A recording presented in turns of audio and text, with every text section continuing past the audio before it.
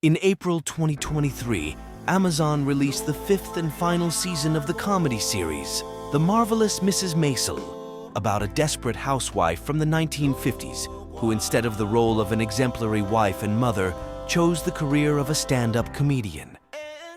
The first season of the show was a great success. In January 2018, the leading actress Rachel Brosnahan received a Golden Globe for it, and the show itself took the statuette Best Comedy or Musical. 6 months later, The Marvelous Mrs. Maisel showrunner Amy Sherman Palladino became the first woman in Emmy history to win 2 categories at once: Best Comedy Writer and Director. Miriam had a perfect life, a happy marriage, a large apartment in an upscale New York neighborhood, 2 children, an impressive wardrobe, and an intelligent Jewish family. The open-work idol of a housewife collapsed overnight. On Yom Kippur, the husband packs up and goes to live with his secretary. A few hours after her husband admits to being unfaithful, Miriam finds herself drunk to bits on the stage of the Gaslight Club, where Mr. Joel Maisel tried to joke a few hours ago. The marriage broke down, and the newly minted artist is taken away by the police for indecent behavior. But Midge excelled in humor, and the stage debut was noticed. Not only by a few not-so-sober viewers, but also by one of the restaurant's managers, Susie. Midge's journey to vocation and recognition begins with despair and failure. There are so many questions spinning around in my head. Why did he leave? Why wasn't I enough? And why didn't they put the stage over there against that wall instead of over here by the bathroom so you wouldn't have to listen to every giant bowel movement that takes place in there? Oh yeah, clear as a bell. I'm sorry, I'm a little drunk. It's all gone. Everything I'd counted on is gone. You feeling better now? Showrunner Amy Sherman Palladino has identified the central relationship in the series.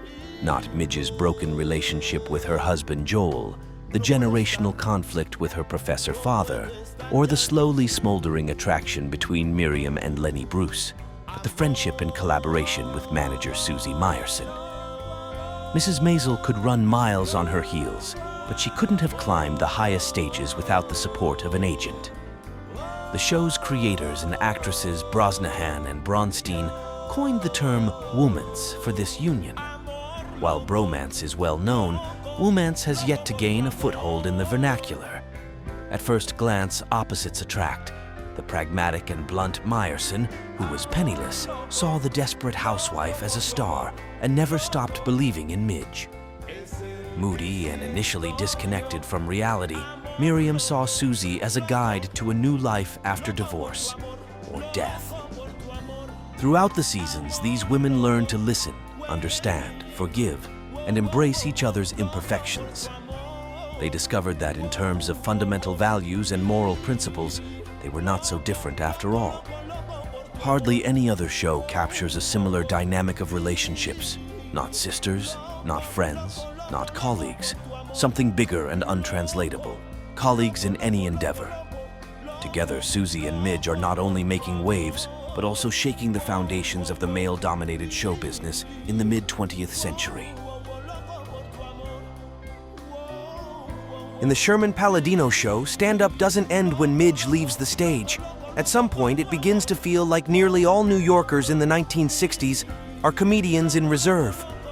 Humor manifests in various forms: situational, bitter, tender, raw, and comforting, serving as a universal language that brings people together and reveals their character. Abe Weissman's unending earnestness is comical. Rose Weissman embodies the spirit of Jewish moms, and Joel still wants to be the funniest guy in the world, but the ex-spouse is better at laughing than joking. Regardless, humor has a healing power, and self-mockery enables one to move forward, even when they may not want to. Midge may stumble multiple times, but she sincerely laughs at herself, her failures, the challenges of the times, gets up on her heels and continues her journey. Leaving Midge Maisel's outfits without an avalanche of compliments would be a true fashion sacrilege. The swirl of lace, velvet, silk, hats, and collars is utterly captivating. One could almost get lost in the perfectly coordinated ensembles of Midge and the other characters. The vibrant backdrop of New York City further enhances the show's allure. From alleyways and squares to snow-covered kiosks and parks, the city perfectly captures the essence of the time, just like the hats adorned with bows. Every corner is bustling with activity. Clubs and pubs, metro stations, theaters, airports, erotic cabarets, record stores, and a colossal department store. Something is always happening in every corner, and you need to have time to see everything and everyone. The city can't be imagined without Lenny Bruce. Elusive yet ever-present, he becomes a monument of the era. The majority of the supporting characters pay homage to various aspects of the time. They are fantasies, collective images, and portraits based on real individuals. From singer Shea Baldwin to pop comic Sophie Lennon and evening show host Gordon Ford, they are simultaneously true and fictional representations. I appreciate you guys. Really. This boat is full of the only men in America who actually care this much about baby ointment. But let's be honest, the biggest reason you care is that it makes you a ton of money. But the second biggest reason is your future third wives are currently in diapers and you don't want them to be uncomfortable. So I started this new job.